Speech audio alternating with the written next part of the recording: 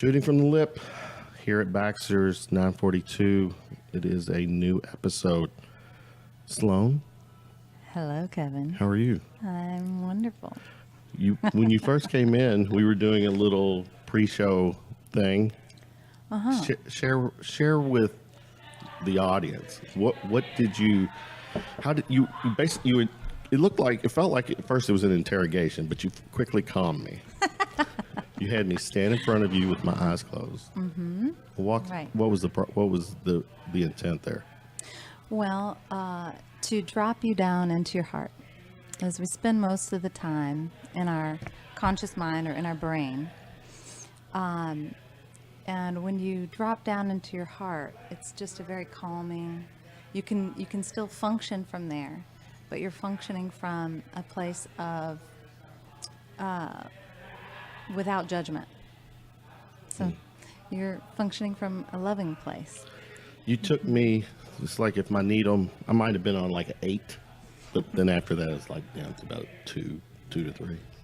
Felt good. Part of that's her voice. And her voice, very soothing. And I said something. I was listening. Went online and was listening watching some of your videos, and I think one of the things I said, the cadence in your voice is very. It's a right way to put it. Smooth. It's eloquent. It's Soothing. soothing. There you go. I was waiting on you to come across that one. One thing when I do my podcast, I feel like I know a little about a lot of things. So whenever I run across someone who happens to be a friend on Facebook or through mutual friends, whatever, and I see something that they post, Right. that interests me, and yours kind of, came across my news feed. But if you go to your Facebook page, intuitive touch, energy healing, spiritual counseling, corporate wellness. Those sound very heavy. It can be. But it's designed to make you lighter. We're all heavy Right. every day. There's too much. And Heavy emotionally. yes. Stress is accumulative. Stressing. So when you are stressed today and then you go and do the same thing tomorrow and you're more stressed, it's adding on. It's not like you get a clean slate when you wake up. Right. It's accumulative. And so having all that cortisol running through your system, it takes away from your own inner ability to go within, So I help people get back there. Or if they've never felt like they've been there, take them there, teach them how. Right. All doing this with the spirit, body, mind balance. That's right. You are not just Kevin. You are energy animating through the persona of Kevin, right? And your mental body, your emotional body, and your physical body are all connected. So if I go to heal your physical body, it'll feel good for a little bit. But without healing the other 2 aspects of you, it's not gonna work. The whole person has to be healed in order to truly heal. At what point in your life did this become? Was there an epiphany or a moment where you realized this was your calling? This is the road you were going to go down. And it's funny because I think I did it. I've done it since I was a kid so naturally that I didn't take it seriously. And I had a couple of incidences where I was told I was a healer by people. And when I was 19, when you're 19, I'm like, no, I'm an artist. So I fought it for a long time. I taught fine art for 12 years. Oh, yeah? But I always did it for people and friends. And then all of a sudden, no matter where I lived all over the country, no matter where I lived, all of a sudden I would have this healing business that I didn't try to make, Right. you know. And upon moving here to Louisville in 2009, the same thing happened. And finally, I closed my art business and surrendered to the healing business that is really my true nature. 10-year run now, I guess, Yeah. here in Louisville. Yeah. Where were you? Give me a little bit of history. Born and raised. Born and raised Lexington, Kentucky. Okay. We moved to Florida when I was 14. Mm-hmm. I left home at 16, became a nanny, and finished high school. Really? And then I moved. I thought I wanted to come back to Kentucky to go to college, and that was just a party. And ended up buying a ticket and going to Hawaii. Wow. Spent my 18th birthday in Hawaii, Maui. Anybody there? No, Just went. wow. And then, But why Hawaii though? well, my friends, one of my friends' parents owned a travel agency, and it was during the Gulf War. I'm aging myself now. You're in good company here. Really, I'm just 22. So, tickets were not astronomical. Back then, plane tickets were, thousands of dollars. Right. And because of the Gulf War, it was like $800 to go. So I wrote papers for money, and I worked at a plasma bank, and I saved up money and flew to Hawaii because I was sitting in her office waiting for her to get off work out of her parents' travel agency, and I saw this poster for Maui. I had no idea what that was. I said, "Where is that? Check out how much tickets are. I'm going." It was, it was like slush. Yeah. Well, what time of the year was sleeting. this? Do you remember? Oh yeah, Here it was winter. Yeah, it was winter Okay. here, Yeah. and yeah. So the first time I lived in Hawaii, I lived there for about 8 months, and then I came back and went to art school and did that whole thing. Lived in New York, lived in Atlanta, lived. You're hitting all the big places. Yeah, How was New York? New York was interesting. I think New York is and I lived in San Francisco too. And I always tell people that New York is a masculine city. San Francisco is a feminine city. So the energy in Manhattan was very opposite of me, but it helped me balance that energy within myself, So I appreciated it. But I didn't stay there very long. I was there for about 3 years. So Then you went Yeah. back. then I moved to Los Angeles, and lived in Los Angeles for a little bit, and then I moved to New Mexico, and then I moved back to Hawaii. I know, Wow. that's crazy, but I just So, was a Before wanderlust. Hawaii was your last place before you came back here. Was it? No, I lived in Los Angeles again before I came back here. So that was the most recent. Is it where you take like a globe or a map and like throw darts? At Pretty things? much. Yeah. All right. But during this, this journey, what are you picking up? I mean, what's gravitating to you as far as these locations? What are you getting out of them? And Where I moved? Yeah. I don't know. I don't really remember. I was just kind of open to following my heart and whatever happened. Like a relationship? for Were you instance, married during this time or No. no? Okay. For instance, the first time I lived in Hawaii, I had a dream about my grandfather. And so I moved to Georgia to hang out with my grandfather. And it was a good thing I did, because that was the last time that as an adult I got to be with him. So, I just always kind of followed my heart that way. Once I could, that's why I left home so early. It's interesting. So that I could. So that you could. And then you come back to the Ville, 10-year run. Yeah. I came here to take care of my grandmother. help my aunt with my grandmother, and the economy was bottoming out in California specifically, but all across the country. Right. Housing crisis, and I came here to kind of lick my wounds from that and also help with my grandmother. So then I fell in love with Louisville. Louisville's amazing. All the Great. places I've ever lived. It's, We've got a lot to offer here. yeah. I think it has a little piece of everything from where all the places I've loved. Go ahead. It's interesting you had such a gypsy soul to move all around, but then you also still had that come back to take care of family. 'Cause Home. they're, come back and, look after, because while they're just different lifestyles. In general, somebody that moves around as much as you had would not have a lot of attachment to family. So for you to end up back to take care of family, that's an interesting statement on your personality. Thank you. So the Healing Arts, Sloan Healing Arts. Yes. When did this kickstart? When did? Well, I've, for the last 23 years, I've been doing energy healing work, and the body work just came more intuitively to me. And I did finally go get my license here in Kentucky, my massage license, just to be legal.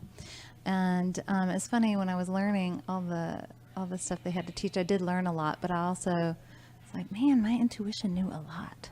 Like, I got a lot streaming in through the top of my head, of really important information that I wouldn't have known otherwise. So, we have the ability to tap in. Has that ever happened to you where you, all of a sudden, you're talking, you're like, am I really talking? Where did this knowledge come from?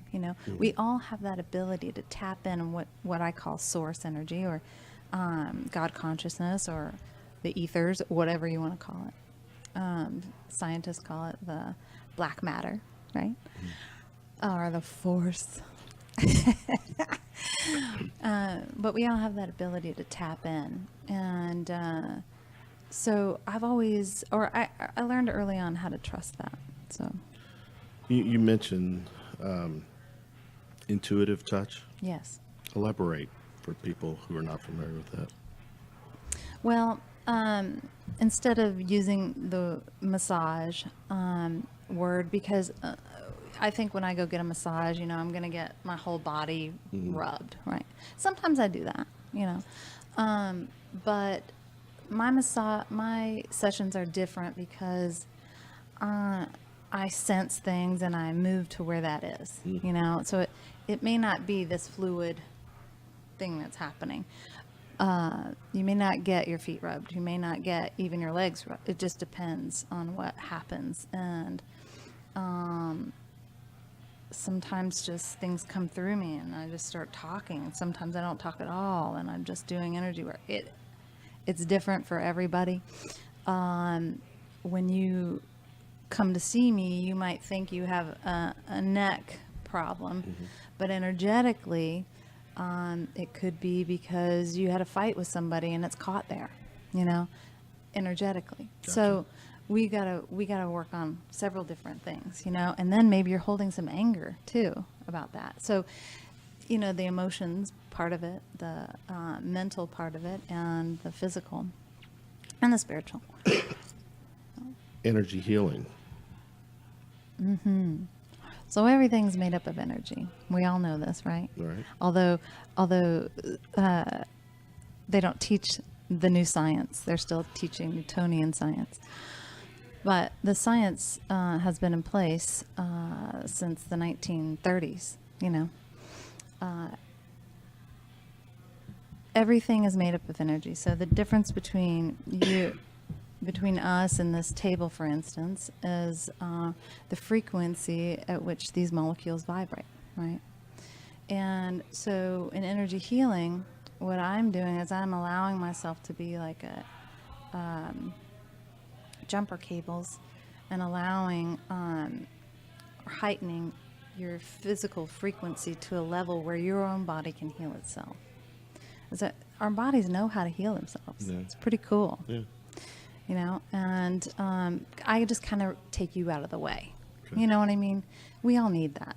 Somebody just to get ourselves out of the way, this part, the mental part. the thinking gets us in trouble. Yeah. You in one of the videos I watched, this was from November of last year. You shared in this video a story, a very inspiring story. It's kind of dark, from at the beginning of how you, where you were at that moment of your life. Yeah.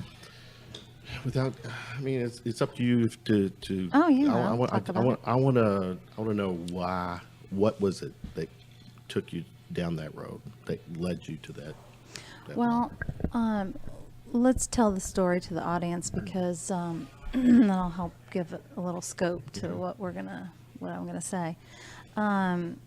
So when I was, the story goes, when I was 16, and this is before I moved out. This is before I left home. And the impetus for me leaving. I had, my brother was in a gang. My mother was manic depressive.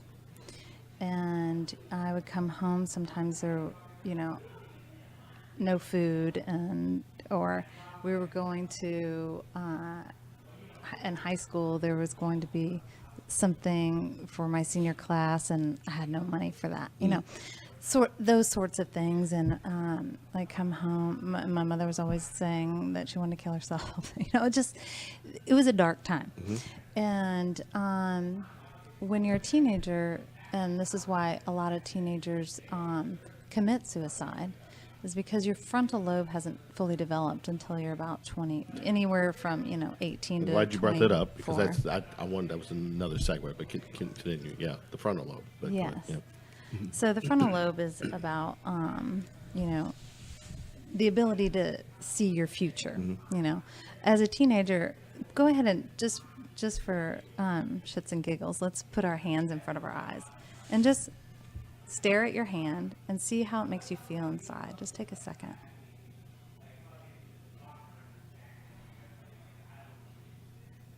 What do you notice?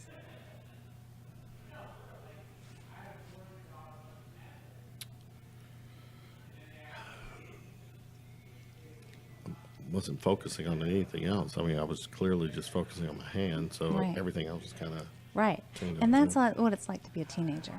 It's kind of like driving down the highway and being behind a semi. You cannot see around it. it's a good Yeah. analogy. Yeah.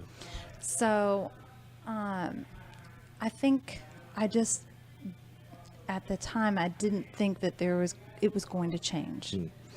I couldn't see past it. My life had been kind of icky for a good decade at that point, or right around that. And I just didn't know a way out, And I was sitting at the pool. I used to sneak into this pool near our neighborhood in Florida. And that day, I was just writing in my journal about it. I hadn't really decided that I knew I couldn't. Like in here, I knew that's not really what I wanted.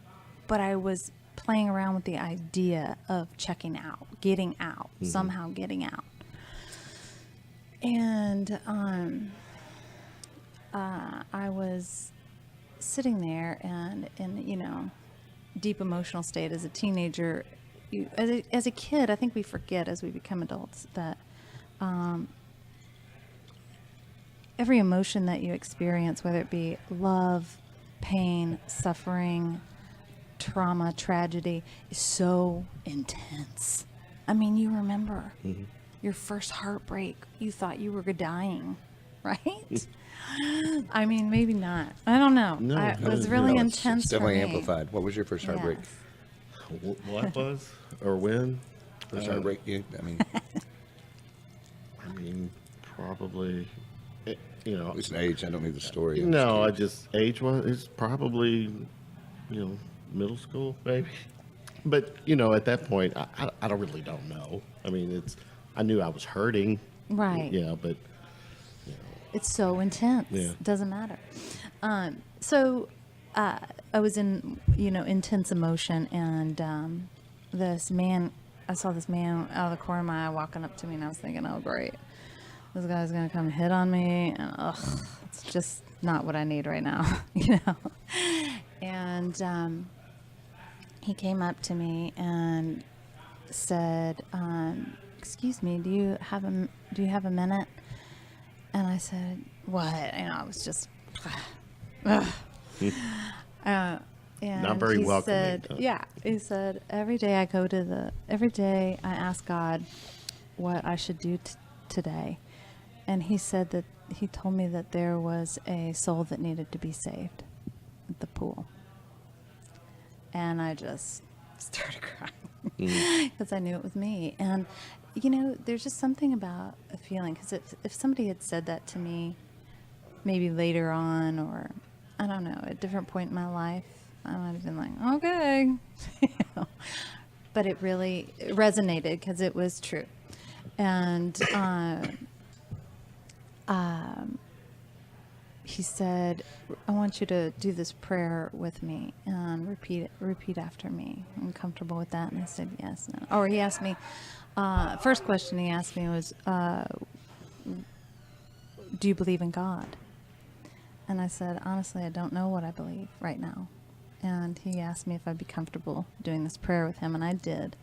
And I closed my eyes, and he ended the prayer, and you know, I was still crying, and he walked away. And before I could turn around to say anything, like, he shouldn't have been that far. I just looked up, and he was gone. And I asked the woman whose chair was by the gate, and I said, did you see that man leave? And she said, I didn't see anybody leave.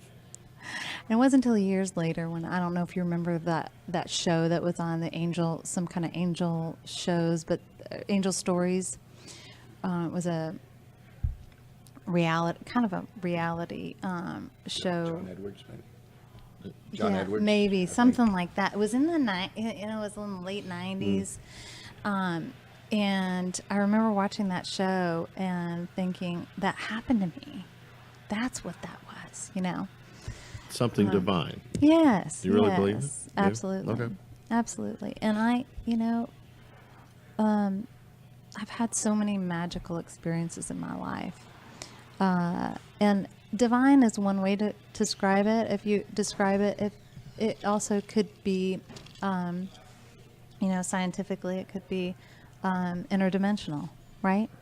So it just depends on your belief, right? It's interesting. So from there, what was the mindset then? What were So from that, I really do believe that I was healed from that in that moment.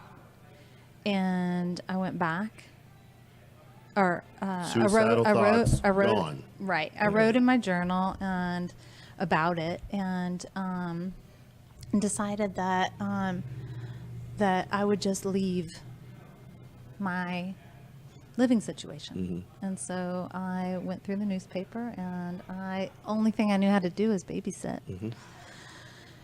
And I've always talked like this. So I had a good phone voice. I want to sleep right now. Yeah, not to take this further. Well, you want to go sleep. I call it get great pillow talk. I could have a radio show, Yeah, right? you can. Okay, we'll talk. I'll produce it. We'll make something happen. I love it. So, what was I saying? You found this. I guess you're job searching. Oh yeah, babysitting. I found a job for an au pair, which is a live-in nanny, and you clean their house and you go shopping, all this stuff. I didn't know how to do any of that. I just knew how to take care of kids. So, but I worked for 2 families and finished high school that way. And And you're living with them or still Yeah. at home? So you're Yeah. out of the house yeah, now. And you're like Yeah. 16, 17, right? 16. But most 16-year-olds that leave the home don't get their life in order that well. I mean, that's you Yeah. took care of yourself, and you got yourself the rest of the way through high school. Yeah. But you give that moment at the pool Yeah. is what set this in motion. Do you think?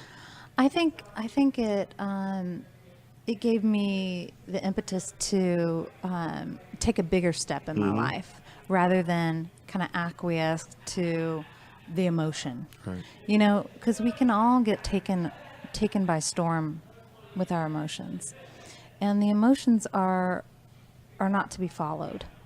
They're signposts, and I think that you know, in retrospect, it's always in retrospect our learning, but the signpost for me was get the hell out of Dodge. And I didn't know how to do that. And so Not many it gave me the 16-year-olds courage. would. So, Right. yeah.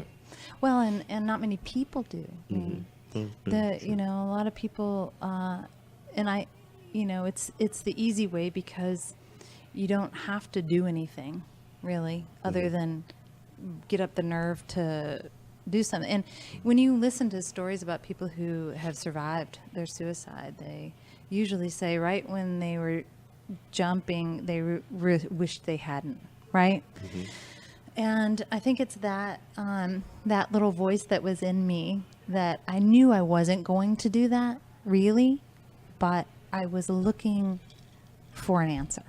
And that man, that angel coming to my rescue was my answer. And it gave me the courage, gave me the wings to kind of go off on my own. On your own now. On my own, yeah. How long before, I guess, when was it that you actually got to the point where you finished, I guess, the nanny thing, just get through high school? Yep. And then Yep. from there, you start I making saved up money and I Is that the moved. Hawaii? I moved first back here to Kentucky. Okay. Oh, that's right. Yeah. And I lived with a bunch of friends in a house in Lexington, and it was It was actually for like a school. party. It was supposed to be for a school. constant party. Yeah, it was supposed to be for I mean, school. So that wasn't 18, working whatever, out. yeah. But it was fun. We Yeah, had a of great course, time. of course. I don't remember much of it, but Coming back to the your healing arts. I was watching some of the other videos. Another cool one was the hypnosis is Yeah. the key to healing. yeah, Share that. it's the fast track. Yeah. You know, we think we're in our conscious mind all day, every day. We think we live in our thinking mind, but we don't. Our subconscious mind is, you know, have you ever driven somewhere? I know you have. You've driven somewhere and not known which route you took once you got there. Like, how did I get here? I don't even remember. The autopilot part of our minds, we use are in control. They say 97% of your day is controlled by your subconscious mind. I think it's probably around 90. And your subconscious mind is programmed in the theta state, theta brainwave state when you are, it's basically a hypnotic state of mind when you are ages 0, so it starts in the womb until you're about 7. And so your programming is pretty set by the time you're 7. But then, you know, you can change that programming throughout your life based on rote behavior, habits, things you tell yourself, right? This is all hypnotic. The same 60,000 thoughts enter our mind daily. Now, with that, as you're growing up, as you know, kids growing up, I hear what you're saying. But a lot of your behavior too is learned behavior from your surroundings, your parents, Absolutely. siblings, whatever. How does that? Your environment. Yeah. How absolutely. are you? I mean, how does that? Because it sounds like you've got your thing within going, trying to develop and find its way, but you're getting stuck by your old stuff. The influence, the Yes. surroundings is, especially for a kid, It's Yeah. very overwhelming. Where That's a lot. it would, I don't know, suppress, your, trying your own inner development or whatever. Right. So, Well, I believe that, I believe that we're each here to do something to lift consciousness, great. and to contribute to love. And we are all doing that in our own way. And our unique personality and our gifts and our programming is part of that. Now, my life was hell for part of my childhood, but I wouldn't trade it because it's made me who I am, And so in that part, I wouldn't trade it, but I will change certain characteristics that are either I use in my work. I use hypnosis to heal trauma, typically. With myself, I use it to, for the saboteur, that old programming that kind of keeps you down, right? So there are many ways that hypnosis can be used, but hypnosis is the best and fastest way to reprogram the subconscious mind. You can go change a habit if you decide to do it and you create a new habit in its place, right? You can do that. It takes a long time, and you might fall here and there and go back to it, and then, but if you decide to do it and you do the reprogramming part too, it's going to kick you up, 10 notches towards your goal. Now, during this hypnosis, do you, what's the word? What is that word? Regression? Is that right? Regression?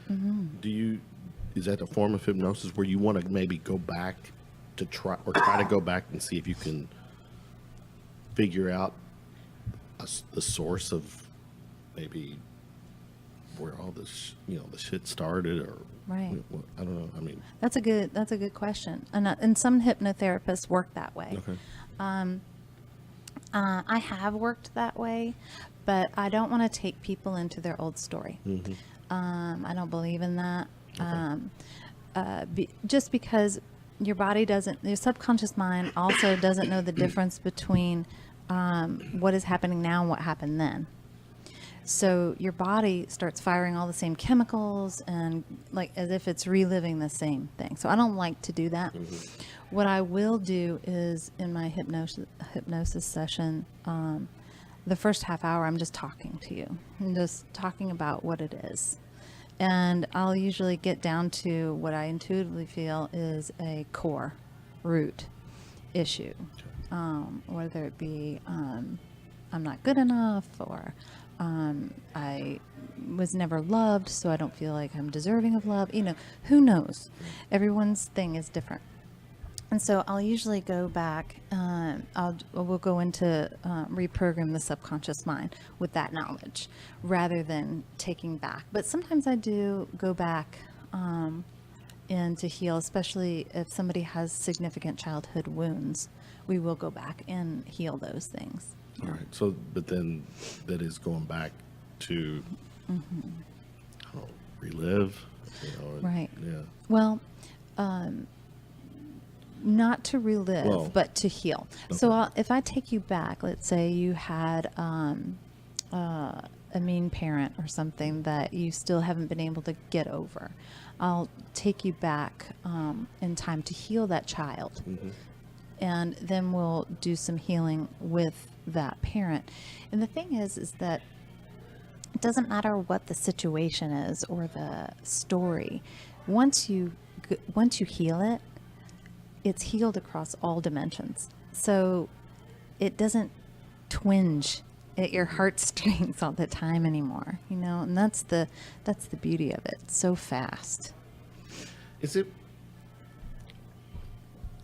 it ever a situation where because I've found myself thinking this way, is that something that I experienced or dealt with as a kid, if today's me could go back to that,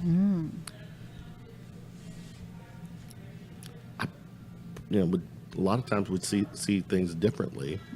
Therefore, I would realize it's what you're feeling. It's it's a lot of it. Maybe it's you don't understand. Either just lack of knowledge or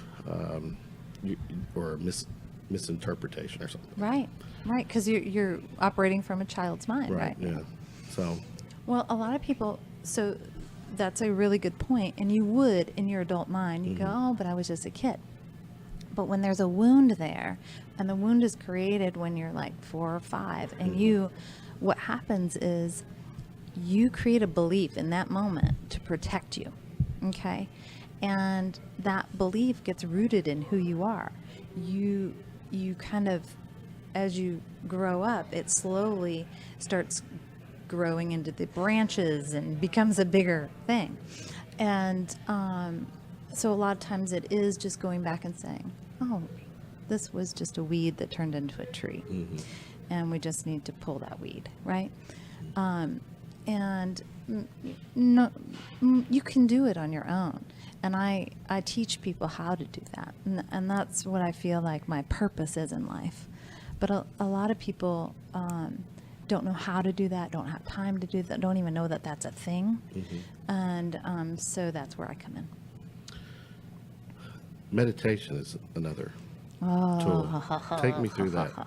Because take me through your process, because It's my favorite. All right, bring it. thing ever. I'm strapped in. Come on. Favorite thing ever. Well, I just taught a 5-week course, and I only do it once a year, and it's my favorite thing to do. And I teach my coaching clients, I teach them how to meditate. What I love about meditation is that it creates a space for you to dive into what is your birthright. We all have this inner knowledge, this inner connection to the greater part of us, which is your soul, your spirit, this God consciousness, whatever you want to call it, source energy. And we haven't been taught how to connect with it. We're taught that the outside world is the important part. And even though we know we have this vast inner world going on in the back of everything, right? And that there's something really there, we're not taught how to utilize it. And the magic of meditation is that when you have a practice of meditation, it allows you to detach from what's happening on the outside world and really become the observer. So you're not. I always use a metaphor of balloons, because if you're holding on to all these balloon strings, you've got all these balloons in front of you. You can't see a thing. Right. And if you let go of them, all of a sudden everything is clear. Now you can continue to grab at them, but make sure that you really want to do that, right? Right. So in meditation, you just learn to watch the balloons. Like, oh, there's that balloon. Okay. And then what it teaches you in life is when your boss is yelling at you, you can be like, oh, well, that's interesting. I'm not going to choose to grab that balloon string. The balloon string in that case being the reaction, right? Is meditation is not just an inner journey. Are you meditating also to maybe connect with some other energy or? Sure, and I think the word meditation is used pretty loosely, and meditation can be here's the way I like to describe meditation is that prayer is asking God, meditation is listening. Mm. So That's a good way whatever to put it. God is to you, you know. Mhm. And it's just simply So- learning how to be. So therefore, meditation is you're putting yourself in a state of mind being to receive. Yes, and I'm glad you said state because, you know, we're in a beta brainwave right now. Well, kind of, because I did that little meditation with you before we started. The I took you, whammy. yeah, You put the whammy. I took you into an alpha state, and an alpha state is a meditative state. Hypnotic state is more of a between alpha and theta wave, brainwave. Well, actually, no, hypnotic is theta state.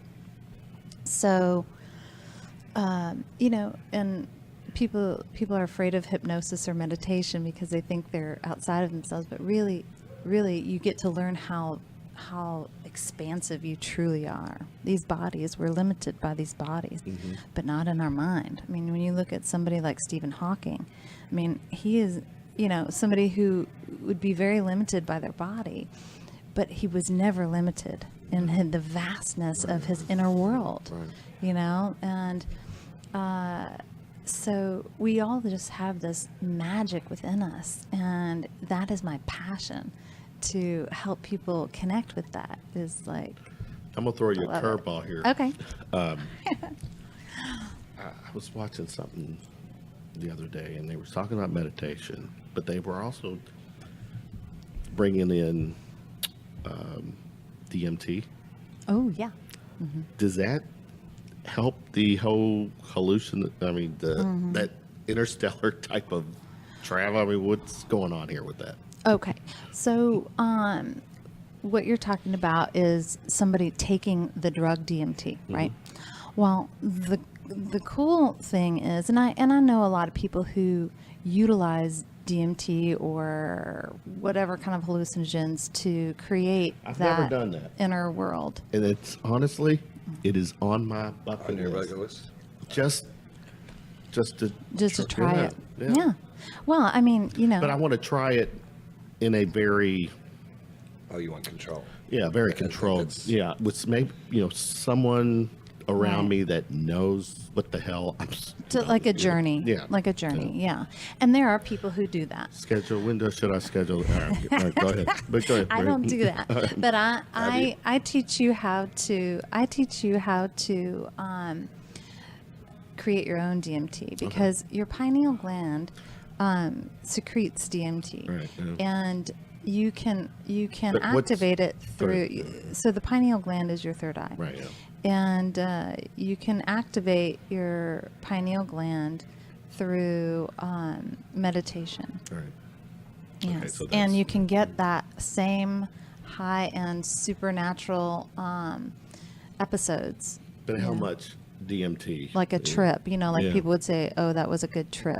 Well, when you meditate and you get there, it's always a good trip. There's never a bad Yeah. trip. Gotcha. You know, the element of the drug kind of creates this unknown variable, and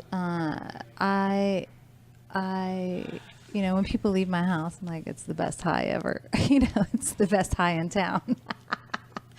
Or my office, you know, it's the best high in town is the natural, you know, the one that comes from the inner space. Yeah. The neighbors will be like, "See that smoke rising?" Yeah.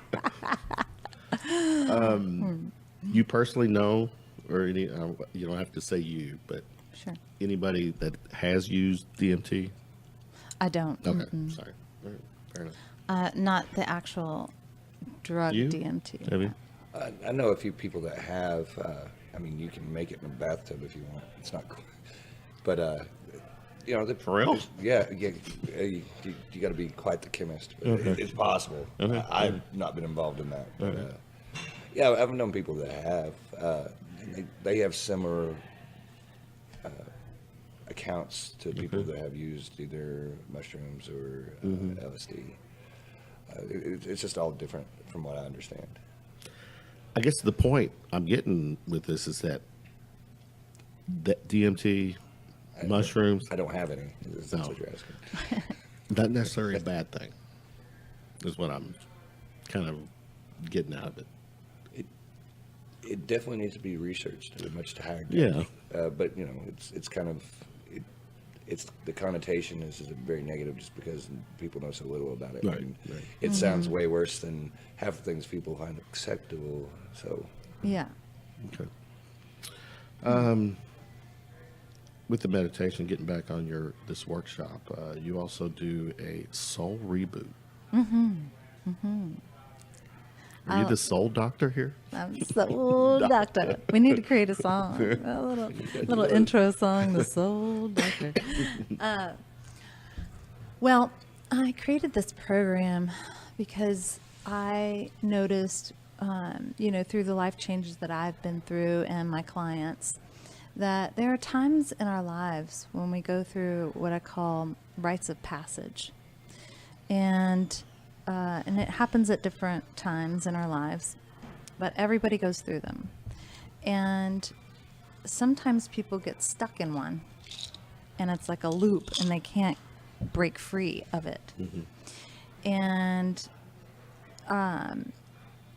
it can, depending on what's going on in your life, let's say you lose a job, and you identified yourself with that job. And you can't find another job, and you can't find another job, and you start drinking, and you start getting depressed, and then there's this, it's just this spiral. It just picks up weight, and then you decide, I can't deal with this anymore, and somebody said Sloan could help me, and that's when people show up at my door, and we talk a lot, and I teach you energy tools to help, and I take you on a journey. It's very personalized.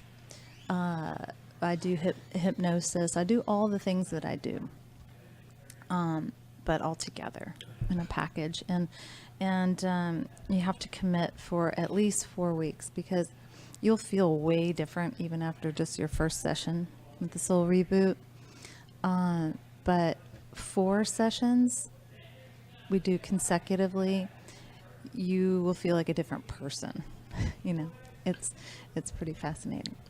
So have you ever thought about, or maybe you already have, doing any work with a program similar to like the Wounded Warrior Project? Or because like when you talk about wrapping your identity in with your career, and I'm very familiar with a lot of military and law enforcement and all that, and a lot of times they heavily intertwine their life and how they identify themselves as like hand in hand with their career, and sometimes they either get wounded or leave military or law enforcement. Right. And that's something I feel like maybe if everything you're involved in could be of great benefit. Because Wounded Warrior, there's a lot of people, there's a lot of tortured souls that don't really know, they don't know themselves or can't find themselves. So what you're talking about actually seems kind of interesting on that vein of interaction. Yes, and I have worked with a lot of people with PTSD. And this work is perfect. Energy work is perfect for releasing trauma, because we don't have to go back into the trauma. That's the key. The difference between, and I think therapy is very wonderful in short term.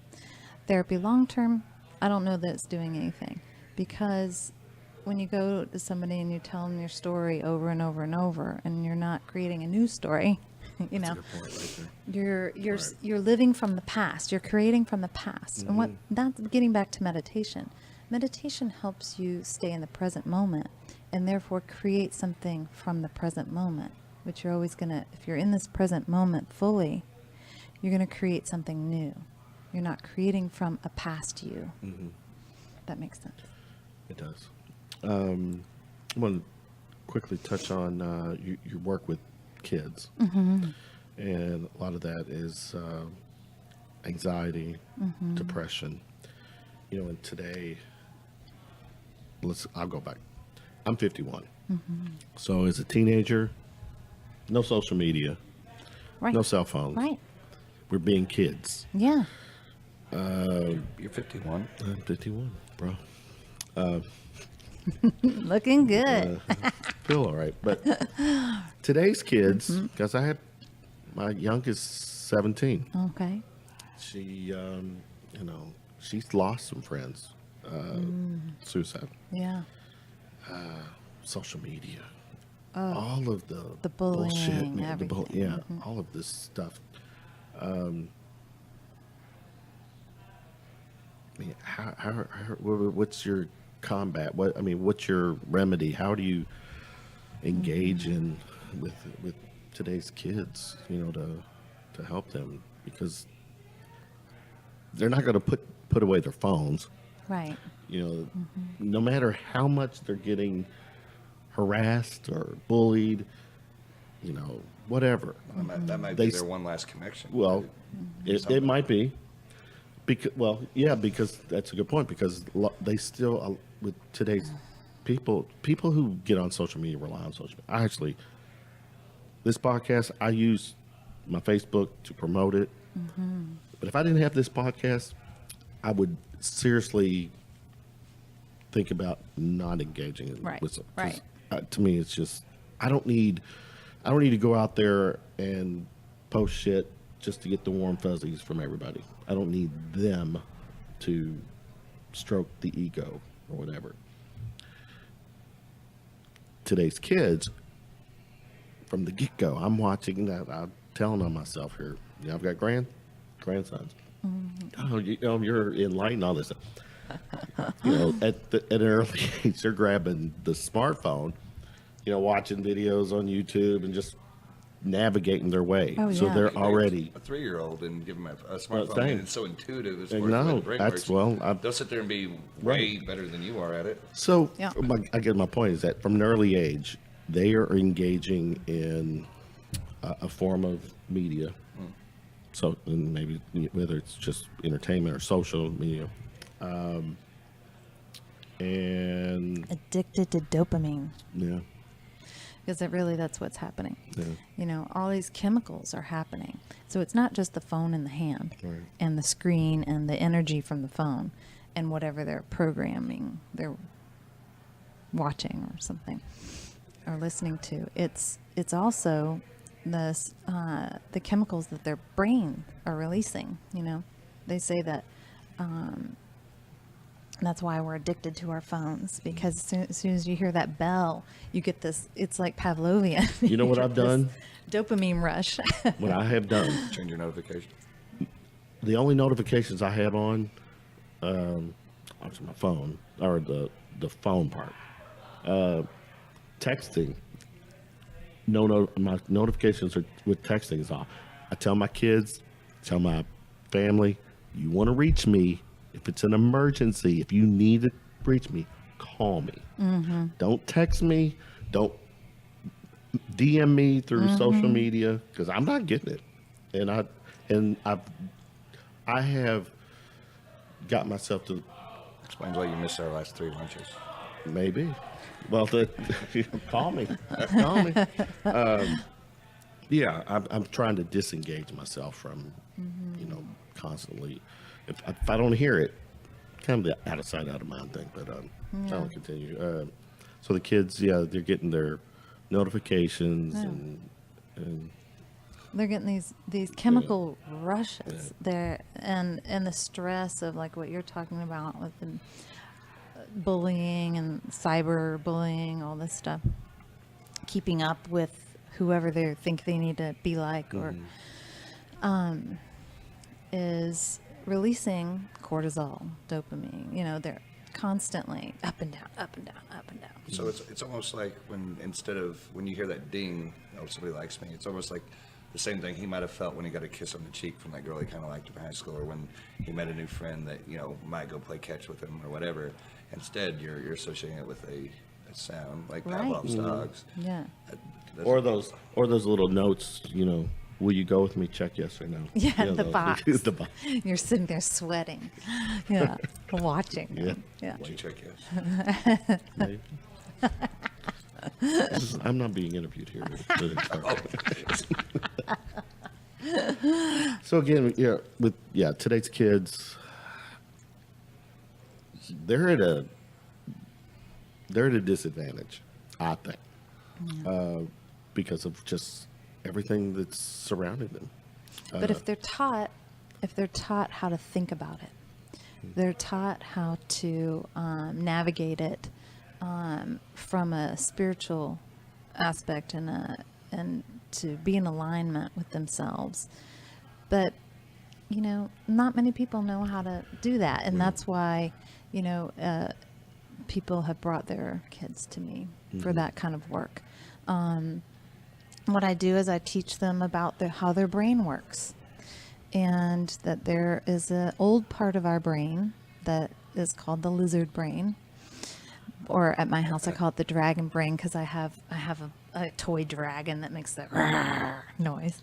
What's the noise again? We need a soundboard. Yeah, I need. I'm gonna. That would be a button. Yeah, I'm gonna be a button down future shows. Someone. You're gonna have to come back. Okay, all right. When you get a soundboard, I'll come back.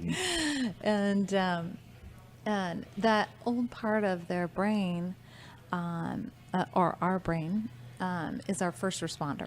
It's it's the medulla right here at the base of your spine, and it's the oldest part of the first brain that we ever had. They call it also the reptilian brain. Yeah. So this part of our brain is to keep us safe from the saber-toothed tiger. And so Maslow's food, shelter, sex, I think, were the first. Yes. The base of Maslow's needs. yes, Yeah. So this it's is like the old also monkey. I always called it old monkey brain. yes, the primitive. old monkey Yeah. brain. And this is how we get manipulated in our society, is because all the media is pointed towards that brain. Yeah, You can't and help it. politicians. Yeah, Good pretty point. interesting. Yeah. But anyway, this is the part of the brain that says, sorry. Is that that part of the brain is the one that says stop. When you want to create something new, or you want to do something new with your life, or like me when I was 16, it's like, get out, because you're not safe. It's like, right? Yeah. So it's teaching kids about moving past that first response and allowing their brain to work in a bigger way. And so the next part of your brain is the limbic brain, which is called the heart of the brain. And there you have more expansion and more possibilities, And maybe in my situation at the pool that day, he helped me move into my limbic part of my brain, where I saw other possibilities, right? So anyway, I teach them about that. I teach them how to meditate. You do? I do, absolutely. Kids, can. Have you seen kids from India that can? Well, actually, there are kids in London being taught it too, but where they, up until you're about 11, you can be taught to see with your third eye without being this is totally blindfolded and In everything. India, or where is this? It started in India, but there's a lady who teaches kids in Britain. I'll send you the video. Okay, It's pretty please, cool. yeah. But anyway, kids can pick up things way faster than we can. We have way too much baggage, We've got to put down all these bags in order to get our mind out of the way. Well, they really don't. And so you can just teach them stuff and they go, oh yeah, this is cool. I already know I have this inside of me. Now I'm teaching them how to expand upon it, right? Gotcha. Yeah, I think it's really easy. We reach for the drugs because they're easy, right? It's the first thing. Well, we got to go get these kids on drugs. Drugs, It's terrible. and I hate to say this, and the phone, and the tablet. The babysitter. Yeah, it Yep. is. The distraction, or not the distraction, it's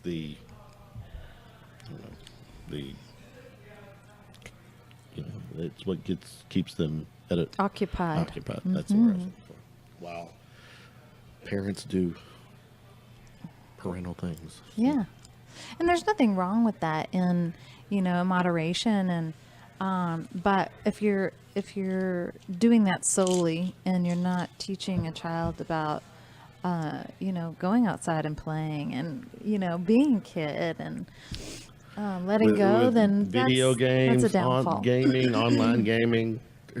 Yeah. There's kids that don't even get any sunlight unless they walk past the window. To me, one of the biggest oversights, and I was in a career field where behavioral management was like a heavy element of it for a while, and just the ability to cope when things, just to put it simply, don't go your way, but coping with something like an unexpected death, or coping with bullying, or being able to manage that and manage those feelings. We kind of gloss over it because you don't have to anymore. Like right. it's a hard subject. B,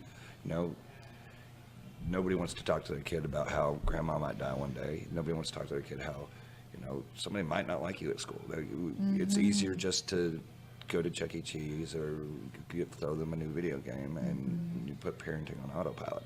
And I'm not a parent, so sometimes I can be construed as speaking out of turn, but I have been heavily involved in a lot of scenarios like that. So I think I can speak fairly confidently that coping is at an all-time low as far as adolescence and pre-adolescence.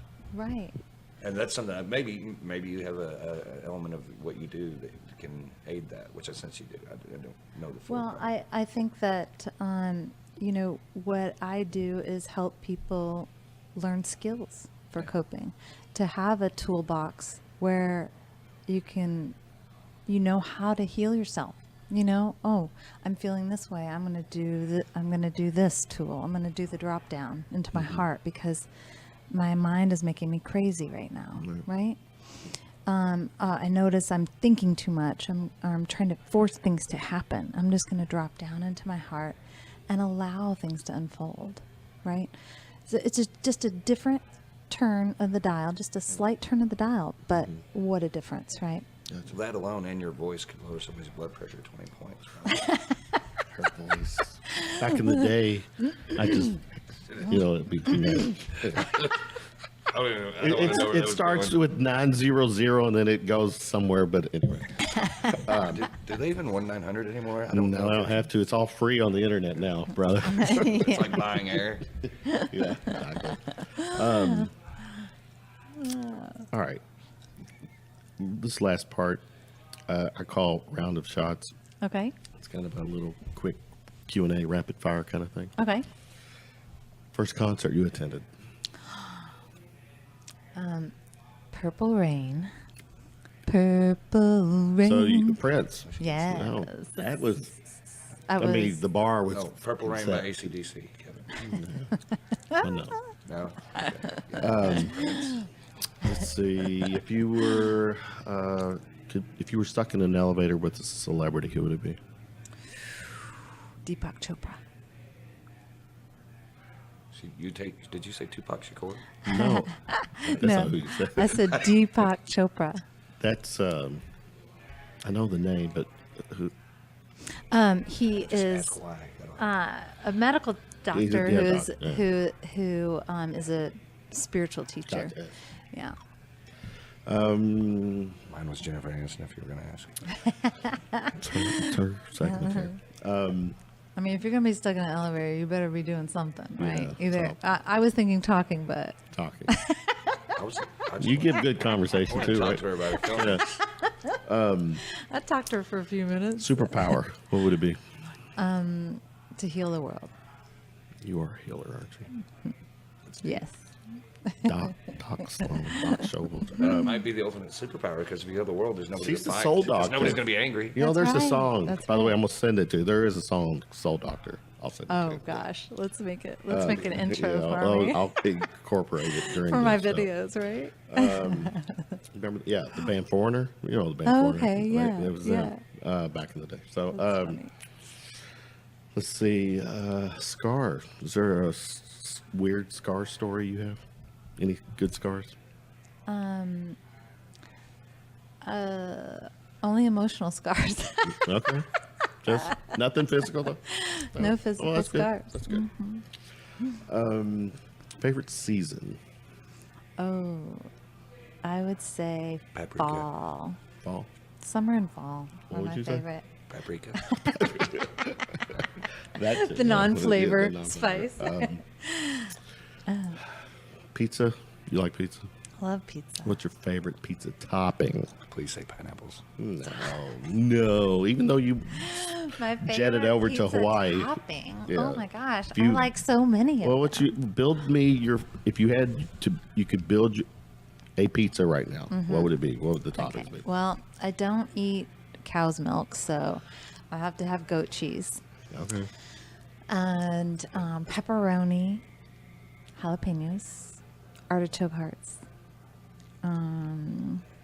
What else would I put on there? Spinach, basil, Basil's good. onions, mushrooms, Oh, mushrooms are my for third favorite pizza everything. topping. Just everything. Just put it all on there.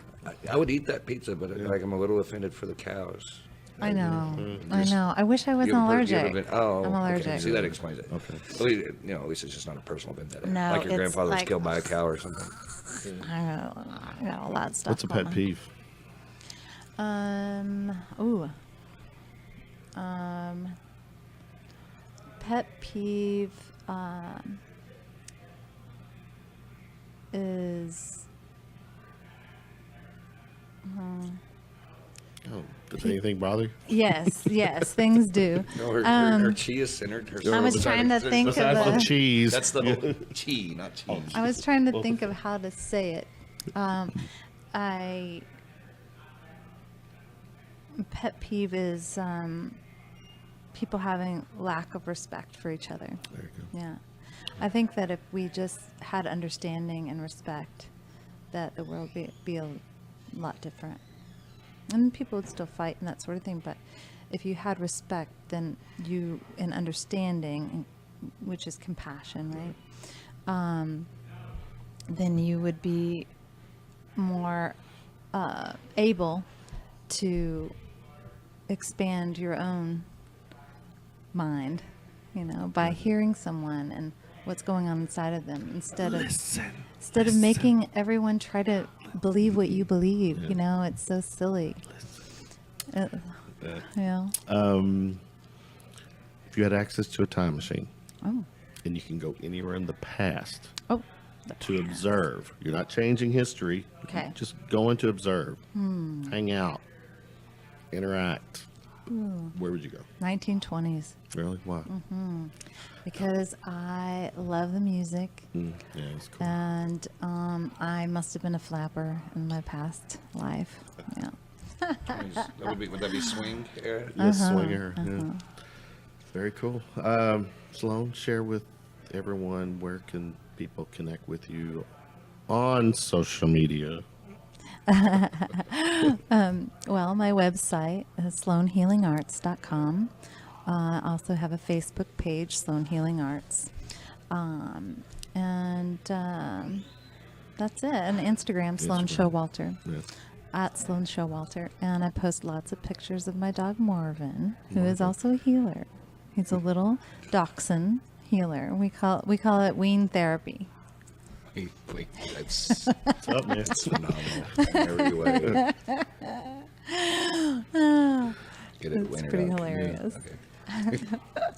Thanks for hanging out with me. Thank you I so much for inviting I me. got a lot out of this. You also do corporate Well, stuff, so right, too, for like fun. businesses and like their employees. Yes, but I do have several corporate accounts, but I'm kind of closed on that right now because I'm busy. Staffing. But yeah, staffing. It's hard to clone myself, but Clone Sloan. clone Sloan. Yeah, just get another winner dog. But I do love my corporate clients, and the corporations I feel like need it the most too, because people are sitting at a desk, stressed out. So try to bring some light in there. Gotcha. I feel enlightened. Me too. Thank you. Thank you guys. fun. That was really fun. I enjoyed it. Thanks. Yeah.